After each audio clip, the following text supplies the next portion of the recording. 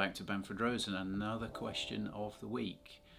This week we're talking about the question of should I buy an extended warranty policy, typically from franchise dealer, as the Aston Martin franchise dealer network will sell a warranty policy. The short answer to this, in my opinion, is do not. If you take a 5-year view of ownership and the inspection and the warranty premium is going to be £2,000 per year, over that 5-year period you're not going to be spending £10,000 on outright repairs. Bearing in mind that obviously the warranty policy will not cover normal wear and tear, so separating out from what is normal wear and tear from a mechanical or electrical breakdown, as I've said, you're not going to be spending £10,000 over 5 years on outright repairs.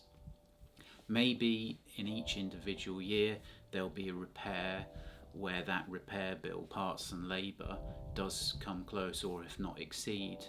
that individual year premium, but spread over that 3 or 5 year ownership plan, then each year of repairs versus the annual inspection and premium, it's going to work out better banking the money and not taking out the franchise dealer's Aston Martin warranty policy.